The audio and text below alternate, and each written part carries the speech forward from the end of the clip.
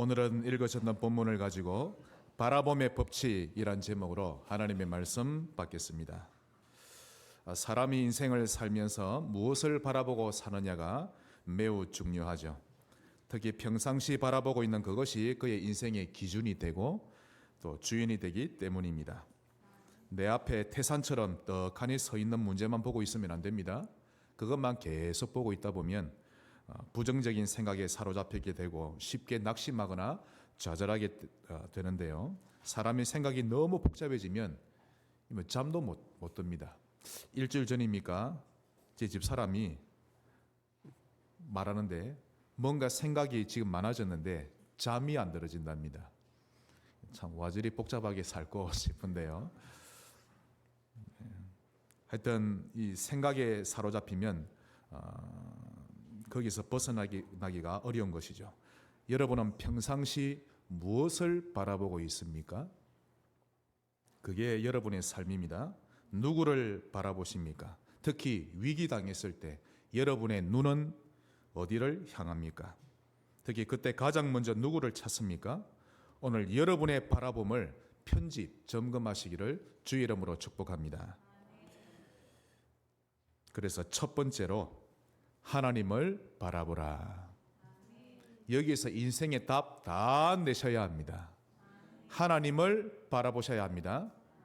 이를 갈고 사람을 보지 말고, 저 얼굴도 보기 싫어서 이렇게 사람 보지 말고 하나님을 보세요. 모든 답이 다 나옵니다. 특히 그 첫째로 삼위 하나님을 바라봐야 합니다. 갓난아기는 하루 종일 자기 엄마만 바라본다고 해서 지루하거나 두통이 오는 거 아니죠? 하루 종일 엄마만 바라봐도 아이는 방긋방긋 웃습니다. 오히려 엄마를 계속 볼수록 힐링이 되고 마음이 안정이 되어지죠. 이것이 창조 원리입니다. 이처럼 우리 인간은 우리를 만드신 성삼위 하나님을 바라보는 시간이 많으면 많을수록 온전한 사람이 되고 모든 것이 정상화되어지는 것입니다. 어떤 문제든지 하나님만 바라볼수록 해결되는 것이죠. 그 하나님이 바로 성부, 성자, 성령 하나님이십니다. 여기 삼위 하나님 속에 안성홍이니 이만희니 마리아니 그 집어넣으면 안 됩니다. 다른 이름은 없나니라고 분명히 말씀하셨죠. 성삼위 하나님은 우리를 만드신 창조주이십니다. 이사야 43장 7절에 내 이름으로 불려지는 모든 자 곧 내가 내 영광을 위하여 창조한 자를 오게 하라. 그를 내가 지었고 그를 내가 만들었느니라. 그래서 그분은 우리를 잘 아십니다. 우리의 깊은 곳까지도 들여다보시죠. 시편 139편 13절 주께서 내 내장을 지으시며 여러분의 오장육부 누가 지으셨습니까? 인정하십니까? 저절로 생겨난 거 아닙니다. 하나님이 만드셨습니다. 모든 소화기, 순환기 전부 다 하나님 만드셨죠. 주께서 내 내장을 지으시며 나의 모태에서 나를 만드셨나이다. 그래서 139편 1절에 여호와여 주께서 나를 살펴보셨으므로 나를 아시나이다. 잘 아십니다. 2절 3절 주께서는 내가 앉고 일었음을 아시고 멀리서도 나의 생각을 밝히 아시오며 나의 모든 길과 여러분의 길을 아십니다. 내가 눕는 것을 살펴보셨으므로 나의 모든 행위를 익히 아시오니. 하나님 속일 생각하지 마세요. 하나님은 다 아십니다. 꼼수도 두지 마시고 하나님 앞에서는 솔직한 게 훨씬 낫습니다. 나에 대해서 다 아시죠. 4절 여호와여 내 혀의 말을 알지 못하시는 것이 하나도 없으시니이다. 사실 우리가 어떤 때는 A라는 생각을 가지고 말한다면서 B에 대해서 말하기도 하는데 그때 대부분의 사람들은 B로 이해해버리죠. 그러나 우리 하나님은 A도 아시고 B도 다 아십니다. 우리를 잘 아시죠. 오해하지도 않으십니다. 이 하나님이 우리의 모든 여정에 함께 하시고 인도하십니다. 이사야 41장 9절 내가 땅끝에서부터 너를 붙들며 땅 모퉁이에서부터 너를 부르고 내게 이르기를 너는 나의 종이라 내가 너를 택하고 싫어하여 버리지 아니하였다 하였노라. 하나님은 그분이 택하신 사람을 버리지도 싫어하지도 않으십니다. 끝까지 인도하시는데 하나님의 성품이 그러하죠. 귀신은 안 그렇습니다. 사람을 일평생 부려먹고 마지막에는 버립니다. 그래서 무속인들이 불쌍한 것이죠. 처음에는 귀신이 찾아와서는 신을 받으라 이렇게 강요하는데요. 만일 받아들이지 않으면 여러 가지 우환을 내리면서 고통을 줍니다. 밥도 못 먹게 하죠. 신을 안 받으면 밥도 딱 못 먹게 합니다. 팔을 이래 가지고요. 아무리 먹을래도 안 먹어집니다. 뭘 먹어도 소화가 안 되고 계속 설사하기도 하고. 만약 귀신을 받아들이고 나면 그때보다 그의 평생을 노예처럼 실컷 부려먹다가 그가 나이가 들고 힘이 다 빠지면 버립니다. 그때 그 무속인은 이미 영육간에 병든 채로 비참한 노후를 맞이하게 되죠. 그의 가족들은 여러 가지 우환에 시달리며 살아가고 특히 그 자녀들 중에 하나를 귀신이 택합니다. 그래서 부모를 대신해서 그 몸속에 들어가려고 하는 것이죠. 이걸 영적 대물림이다라고 하는 것입니다. 이런 것을 한국의 전통 문화라고 말하면서 TV나 미디어에 보면 좀 예쁘게 포장해서 말합니다. 이건 우리나라의 전통이요 아주 귀한 문화유산입니다 이러는데요. 참으로 사람들은 영적으로 너무 어리석고 무지합니다. 조금만 눈 뜨고 보면 이런 인간을 망치는 영적인 실제라는 것을 알 수 있는데 너무 사람들이 모르죠. 이게 뭐 역사니 전통이니 이런 식으로 포장해서 보호해 왔던 것입니다. 아무튼 귀신은 인간을 다 써먹은 후에 가차없이 버리는데 우리 하나님은 한없이 사랑하시고 끝까지 인도하십니다. 그래서 하나님을 바라봐야 합니다. 또한 하나님 바라보는 방법 두 번째입니다. 예배를 통해 바라보세요. 오늘 제가 여러분 인생에 완전한 해답을 지금 드리고 있는 것입니다. 성경 공부하듯이 강좌 듣듯이 듣지 마시고 하나님의 음성으로 들으셔야 합니다. 예배를 통해 하나님을 바라볼 줄 아셔야 합니다. 그래서 하나님을 바라보라 이 말은 예배를 드려라 라는 말과 똑같습니다. 이 예배라고 하는 것은 피조물인 인간이 영이신 하나님 앞으로 나아가는 길이요 하나님과 교제하는 길입니다. 자, 출애굽을 해서 광야에 들어온 이스라엘 백성에게 하나님이 어떤 중요한 지침을 알려주셨습니다. 먹고 살 수 있는 길을 알려주지 않고 성막을 만들어라 라는 엉뚱한 말씀만 하셨죠. 그래서 광야길에 들어선 이스라엘 백성은 처음에 납득하기 어려웠습니다. 그럼에도 하나님의 뜻은 강경했습니다. 무조건 성막을 만들라고 하셨는데요. 다시 말해서 광야를 걸어가는 인생은 예배 중심으로 살아야 한다는 하나님의 뜻입니다. 이것이 인간이 살 수 있는 비밀이죠. 예배에 승리하세요. 이것이 하나님을 바라보는 방법 중에 가장 중요한 일입니다. 예배에 승리하지도 않으면서 나는 하나님을 사랑합니다. 어불성설입니다. 예배를 가장 가치 있는 것으로 여기지 않으면서 성령이 내게 역사하시기를 원합니다. 그는 성령 역사를 오해해도 한참을 오해하고 있는 것입니다. 반대로 말해서 그 무엇보다 예배에 승리한다면 그는 싸우지 않고도 이기는 인생이 되는 것입니다. 하나님을 시험하고 싶습니까? 예배에 승리하세요. 하나님이 그걸 제일 좋아하십니다. 거기에 여러분의 우선순위가 다 드러나는 것입니다.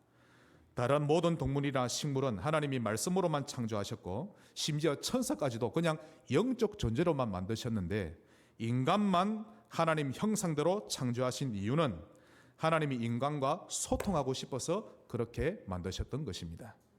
그래서 요한복음 4장 24절에 하나님은 영이시니 예배하는 자가 영과 진리로 예배할지니라.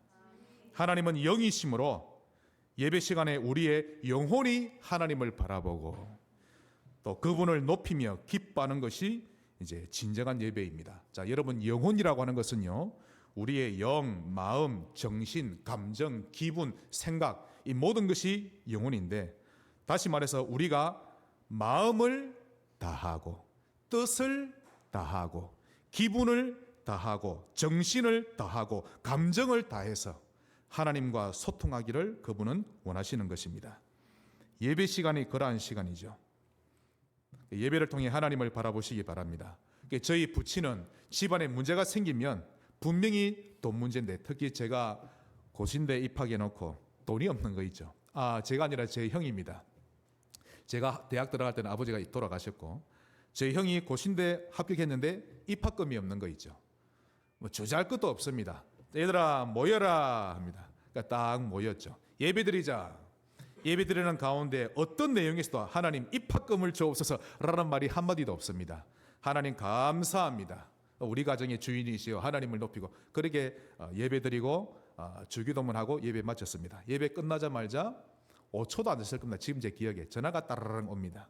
결혼한 둘째 누이가 아버지 갑자기 그냥 공돈이 들어왔는데 이거 필요하지 않으십니까? 그러니까 저희 형 입학금하고 딱 맞는 겁니다. 그거 하나님이 주신 거야. 이거 가지고 입학금 내기도 했죠. 예배 시간에 하나님을 만나시기를 바랍니다. 예배를 통해 하나님을 바라보세요. 또 하나님 바라보는 방법 세 번째, 말씀을 통해 바라보시기 바랍니다. 다시 말해서 하나님을 바라보라는 말은 하나님의 말씀을 자세히 보라는 말입니다. 출애굽한 이스라엘 백성들에게 하나님이 성막을 만들라 하셨죠. 그것은 한 곳에 정착했을 때 그때 성막을 세워놓고 예배 중심으로 살라 하신 것이고, 나중에 이제 길을 떠날 때는 그냥 걸어가지 말고 앞뒤 좌우로 맞춰 가는 것도 문제가 아니라 언약궤를 맨 제사장의 뒤를 따라가게 하셨습니다. 이것이 하나님을 바라보는 방법이었죠. 머물러 있던 길을 가든 항상 하나님과 그 말씀 중심으로 했던 것입니다. 신명기 10장 8절, 그때 여호와께서 레위 지파를 구별하여 여호와의 언약궤를 매게 하며, 이 광야를 통과하는 동안 반드시 그리하게 하셨습니다. 언약궤를 제가 메었습니다. 따라오시기를 주의 이름으로 축원합니다. 요단강을 건널 때도 여리고를 무너뜨릴 때도 항상 그리하게 하셨습니다. 여호수아 3장 14절, 백성이 요단을 건너려고 자기들의 장막을 떠날 때 제사장들은 언약궤를 메고 백성 앞에서 나아가니라. 언약궤를 맨 제사장이 요단에 발을 잠그자 요단강이 갈라집니다. 거기에 백성들이 지나갔죠. 그러므로 하나님의 백성들이 이런 예배 때 주신 말씀을 따라가지 않는다, 그것은요 인생을 잘못 살아가고 있는 것입니다. 토요일 날 일찍 주무세요. 밤늦게 자지 말고 일찍 주무세요. 왜? 예배를 준비해야 되니까. 다음에는 우리 대청구들 해외에 가면 금요일 날 돌아오도록 하세요. 토요일은 주일을 준비해야 하니까. 제가 지난주 임원들에게 말했거든요. 무엇이든 그래야 합니다. 저도 해외에 가면 가능하면 토요일 날 돌아오도록. 토요일 날 예배를 준비하고 일찍 주무시기 바랍니다. 12시 넘기지 마세요. 폰 보면서. 그게 올바른 자세가 아닙니다. 예배에 실패하면 안 됩니다. 예배 때 졸면 안 되고요. 하기야 저 바깥에 나가서 조는 것보다 예배당 안에 와서 조는 게 훨씬 낫습니다만은, 어찌되었든 예배를 준비하며 사는 인생 되셔야 합니다. 또 말씀이 지겹다고 해서 또 내 뜻과 맞지 않다고 해서 말씀을 외면하는 것은 영적으로 크게 실수하는 것입니다. 하나님의 말씀 자체가 하나님이기 때문에 말씀을 있는 그대로 아멘 하고 받아들일 줄 알아야 합니다. 요한복음 1장 1절, 태초에 말씀이 계시니라.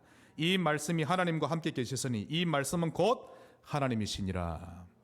제가 분명히 선포했습니다. 말씀이 곧 하나님이십니다. 내하고 안 맞아도, 내가 듣기 싫어도 아멘하고 받아야만 여러분의 영이 삽니다. 말씀을 통해 바라봄의 법칙을 누리시기를 주의 이름으로 축원합니다. 큰 두 번째로, 반드시 이루어질 나의 미래를 바라보자. 여러분의 미래 반드시 이루어집니다. 그걸 바라보며 사세요. 나의 미래 하나님이 다 아십니다. 창세전부터 나에 대해 작정하시고 예정하셨던 하나님이 지금은 나의 걸음과 미래를 섭리하고 계십니다. 우리를 하나님 자녀로 불러주시고는 영원히 멸망하지 않는 길로 인도해 가시죠. 그러므로 나의 미래를 바라보는 방법입니다. 첫째, 언약의 여정을 그림 그리세요. 자, 무엇을 그림 그립니까?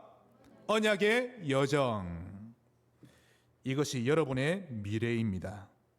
그래서 이번 주 중에 종이를 꺼내서 한 번은 기록해 보세요. 나의 CVDIP는 무엇일까? 한 번은 기록해 봐야 합니다. 첫 번째, C, 카버넌트 언약이죠. 이것은 오직 그리스도입니다. 이와 관련된 성경 구절들을 한번 아는 대로 다 적어 보시기 바랍니다. 이 지구의 진짜 문제요, 모든 문제의 근원인 근본 문제를 완전히 해결하신 예수 그리스도, 우리의 우리 모두의 길이요 진리요 생명이신 예수 그리스도, 이분이 언약이신데 이 언약으로 매일 감사와 감격이 있으면 되는 것입니다. 두 번째, 비전, V죠. 이것은 복음화입니다. 유목사님은 C가 무엇이다, V가 무엇이다, 그건 한참 누리고 난 이후에 적용하는 부분이고, 저는 가장 중요한 부분을 알려드리는 겁니다. 복음화. 이게 여러분의 비전입니다. 이것과 관련된 성경 구절 아는 대로 다 적어보는 겁니다. 나와 관련된 현장이 복음화되는 것을 말하죠. 다시 말해서 나의 가정, 나의 학교, 나의 일터, 나의 도시, 나의 국가, 또 내가 살고 있는 이 시대, 이런 현장이 나로 인해 복음화되는 것이 비전입니다. 대통령 되는 건 하나의 도구에 불과하고 복음화가 비전입니다. 세 번째, D, 이건 드림, 꿈이죠. 자, 복음화를 위해서 하나님이 나에게 재능과 여건, 능력을 주셨는데, 어떤 사람에게는 말을 잘하는 재주를 주셨고, 또 어떤 사람에게는 재물 얻을 능력을 주셨고요. 어떤 사람에게는 노래 잘하는 능력, 외국어 잘하는 능력, 그림 잘 그리는 능력, 또 어떤 사람은 화장 잘하는 능력, 사람을 기분 좋게 해주는 능력, 다양합니다. 그런 능력과 재주가 복음화와 연관되어 있어야 합니다. 그리하지 않으면 그 능력들을 가지고 육신적으로만 살다 가게 된다면 하나님 말씀하셨습니다. 이후에 슬피우며 이를 갈리라. 여러분의 모든 달란트가 교회와 연결되기를 바랍니다. 그것이 정상적인 삶이죠. 그래서 주님이 말씀하셨죠. 그냥 여정이 아니라 언약의 여정이어야 합니다. 한번 따라합시다. 언약의 여정. 네. 네 번째로 I입니다. 이미지. 이건 그림을 그리는 것입니다. 생각의 나래를 펼치는 것이죠. 즉 내게 주신 하나님이 주신 재능과 달란트, 이 능력이 복음화에 어떻게 구체적으로 쓰임 받는지를 그림을 그리는 것이죠. 그리고는 다섯 번째로 프랙티스, 실천 사항입니다. 나의 걸음이 언약의 여정이 되기 위한 구체적인 행동 지침이 있어야 한다는 것입니다. 꿈만 꿀 것이 아니라, 말만 할 것이 아니라 그것을 이루기 위한 하루하루의 행동 지침이 있어야 한다는 말이죠. 주어진 시간을 헛되이 보내지 말고 복음으로 각인시켜 가면서 살아가는 것입니다. 이런 사람을 보고 꿈이 있는 사람, 꿈꾸는 사람이라고 하죠. 이런 사람이 미래가 있는 사람이요, 또 믿음의 사람이 되는 것입니다. 자, 어느 날 박정희 대통령이 정지영 회장을 급히 청와대로 불렀습니다. 말하기를 사우디가 석유를 팔아서 돈을 엄청나게 벌지 않았습니까? 그래서 그 돈으로 자기 나라에 아주 큰 규모의 인프라를 건축하려고 하는데 우리나라가 그 일을 할 수 있는지 문의가 들어왔습니다. 그래서 건축 전문가들을 보내놨더니 그들이 하는 말이 너무 더워서 그 나라에서는 낮에는 일을 할 수 없고 또 물도 없어서 그 나라에서는 공사를 도저히 할 수 없습니다 라고 말하는데, 정 회장도 만약에 안 된다고 하면 나는 포기하겠습니다. 그러자 정주영 회장이 그렇습니까? 그럼 제가 지금 당장 가보고 오겠습니다. 그리고는 사우디에 다녀와서 하는 말이 각하 지성이면 감천이라고 하더니 하늘이 우리나라를 돌 모양입니다. 아니 그게 무슨 말입니까? 네, 중동은 1년 12달 비가 오지 않으니 1년 내내 공사할 수 있고 또 건설에는 이 자갈과 모래가 가장 많이 필요한데 그게 지천으로 깔려 있으니 자재도달 아무 문제도 안 됩니다. 그러자 대통령이 그러면 물이 부족하다는데 물은요? 그거야 물이 있는 곳에 차를 보내서 실어 오면 되는 것이고 아니 또 50도가 넘는 더위가 있다는데 그건 어찌하렵니까?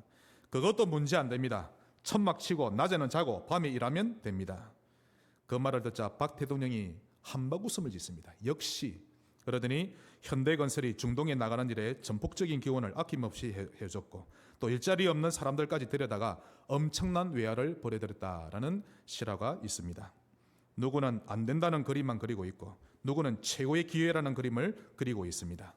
당장 여러분 눈앞에 있는 현실만 보고 여러분의 여정 그림 그리지 말고 언약 가지고 여정을 그림 그리시기를 바랍니다. 이것이 바라봄의 법칙입니다. 그러니 말씀을 놓치면 아무것도 할 수 없는 것입니다. 또한 여러분의 미래를 어떻게 그림 그립니까? 나를 통해 교회가 살아날 미래를 그림 그려야 합니다. 이것이 여러분의 미래 중에 최고의 미래입니다. 교회를 살리는 그림이죠. 성경의 모든 믿음의 증인들이 다 그랬습니다. 교회를 다 살렸습니다. 특히 복음 가진 기독 청년들이 이런 그림을 그리고 있어야 합니다. 나를 통해 이루어질 하나님 나라에 대한 그림입니다. 이 그림을 가지고 평상시 바라보며 법칙을 누리고 있는 청년이 멋있는 청년이죠. 모든 믿음의 증인들이 다 이런 그림이 있었던 겁니다. 허드슨 테일러는 어린 시절 대부분을 중국 선교사라는 그림을 그리면서 보냈고, 언더우드는 조선 복음화라는 그림을 그리면서 살았고, 또 워너메이커, 특히 그는 교회에 대한 그림을 그리면서 살았습니다. 어떻게 하면 내가 교회를 살릴까? 어떻게 하면 나를 통해 교회를 더 많이 세우고 더 많이 살릴 수 있을까? 결국 그를 통해 하나님이 이루신 업적 가히 놀라울 정도입니다. 그림이 없으니 그의 미래는 없는 것이죠. 그런데 현대에 살고 있는 기독 청년들의 머릿속에는 이런 그림이 없습니다. 제가 본 결과 그러합니다. 불신자처럼 그냥 살고 세오라 내오라 하면서 살고, 그건 아닙니다. 시간만 나면 게임하면서 시간 다 흘려보내고, 또 좀 괜찮은 청년이다 싶으면 그는 어떻게 하면 돈을 많이 벌 수 있지? 여기에만 온통 생각이 가득하고 하나님이 쓰실 수가 없는 것입니다. 자, 그러면 어떤 그림을 그려야 교회를 살릴 수 있습니까? 두 가지를 제시합니다. 첫째, 여러분을 통해 로컬 처치가 살아나는 그림을 그리시길 바랍니다. 로컬 처치란 한마디로 지금 이 모임입니다. 요 지역 교회, 내가 몸담은 교회, 교회 안이 살아나는 그림이죠. 이를 위해서는 반드시 희생이라는 것이 필연적입니다. 하늘의 미랄처럼 내가 희생하고 순종할 때 교회를 하나 되게 만들 수 있습니다. 이것이 교회를 살려내는 가장 기본적인 원리죠. 요한복음 12장 24절, 내가 진실로 진실로 너희에게 이르노니 하늘의 밀이 땅에 떨어져 죽지 아니하면 하늘 그대로 있고 죽으면 많은 열매를 맺느니라. 내가 죽으면 그때서 열매가 미치는 것이지, 내가 죽지 않고 빨빨이 살아있으면 여전히 그대로 있을 뿐 결코 열매 맺지 못하는 것입니다. 회사도 그러합니다. 직원 가운데 한 명이라도 희생하는 자가 있으면 그 회사는 삽니다. 회사가 월급을 왜 이것밖에 안 줘? 왜 내게 일을 많이 시켜? 열매 얻지 못합니다. 두 번째로, 여러분을 통해 파라처치가 살아나는 그 미래를 그리시기를 바랍니다. 즉 현장의 교회가 세워지는 그림이죠.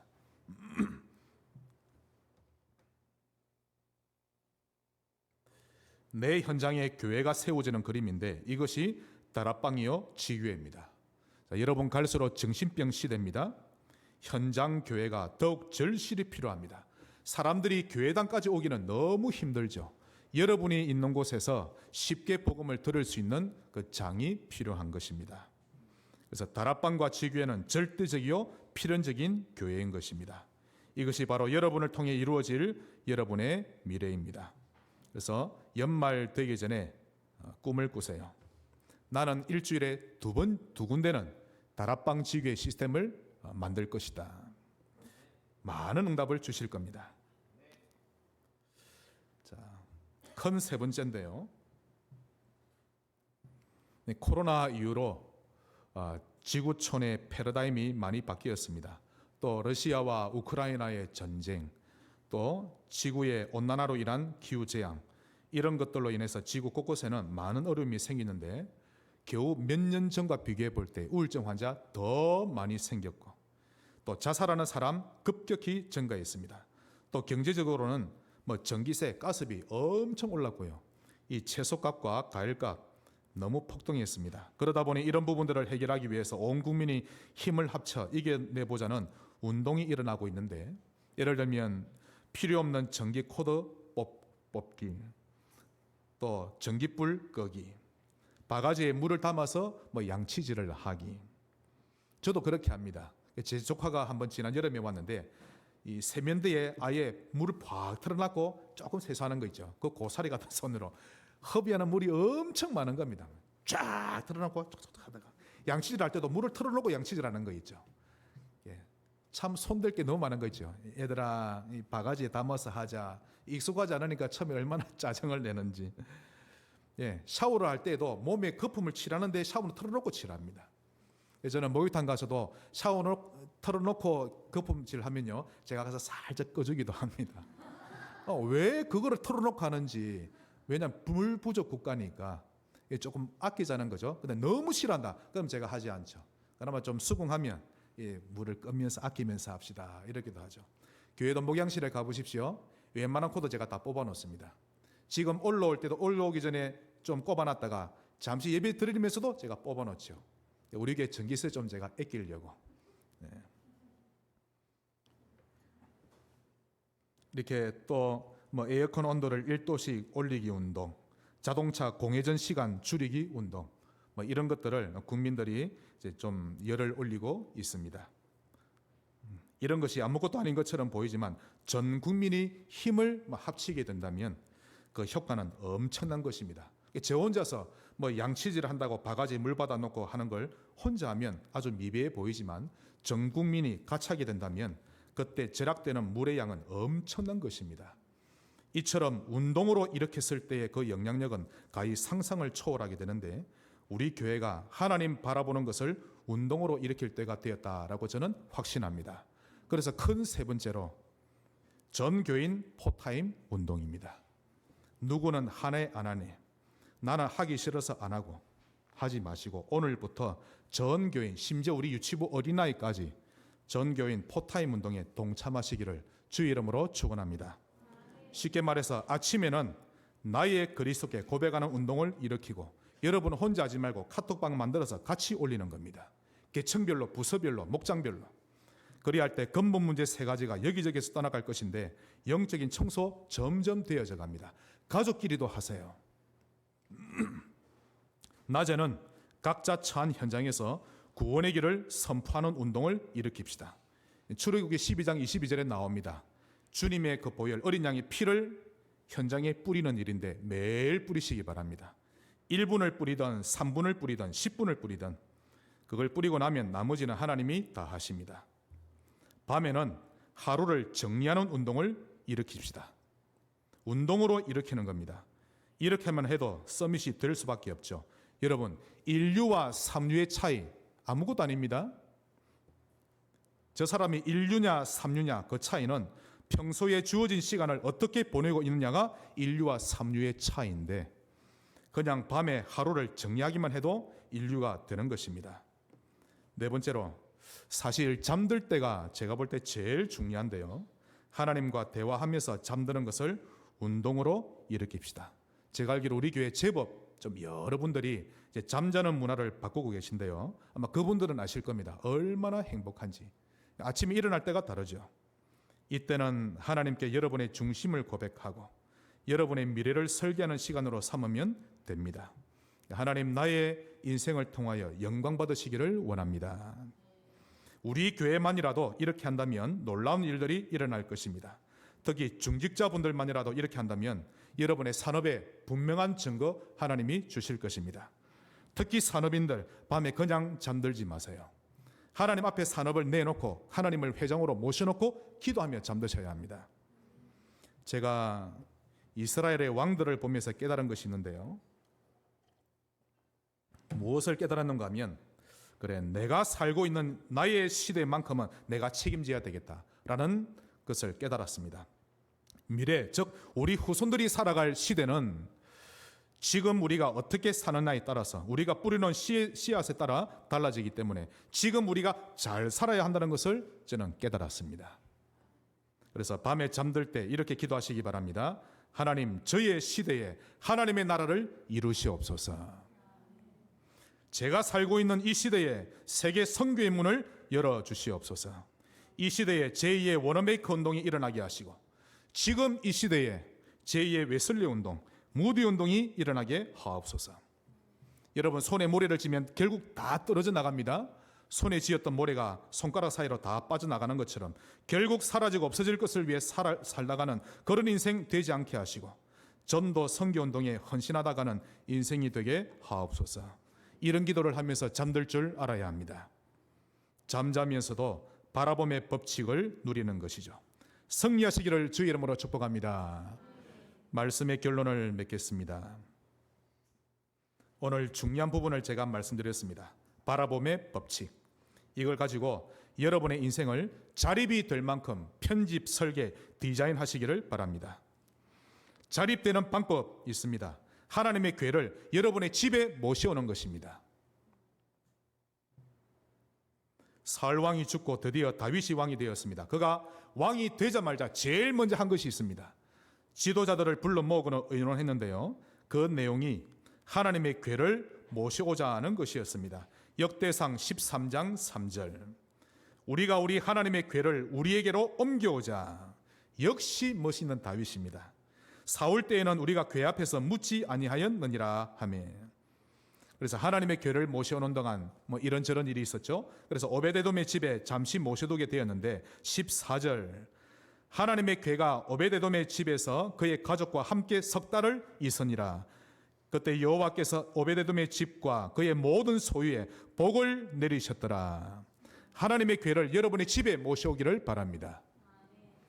이렇게 할 줄 아는 부모가 가장 좋은 부모입니다. 돈을 아무리 잘 벌어도, 성품이 아무리 좋은 부모라도 자기 집에 하나님의 궤를 모셔올 줄 모르는 부모는 어리석은 부모죠.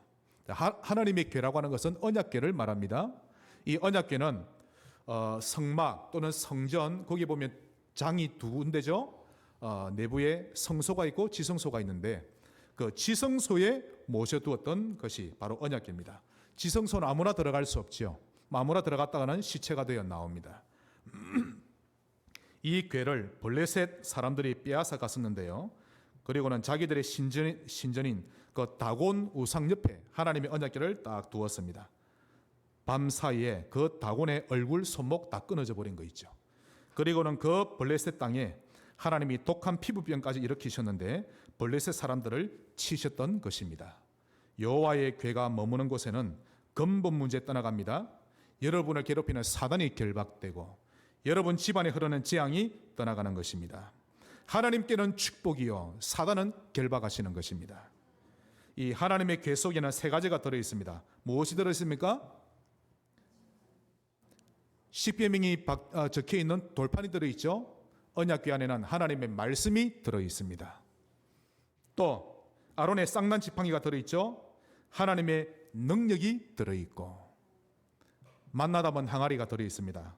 이 궤 속에는 하나님의 인도가 들어 있습니다. 여러분의 가정에 하나님의 말씀이 흐르게 하세요. 여러분의 가정에 하나님의 능력이 흐르게 하고 하나님의 인도가 흐르게 하는 것입니다. 제일 중요한 거 하나님의 말씀이 흐르기만 하면 그 다음은 하나님이 인도하십니다.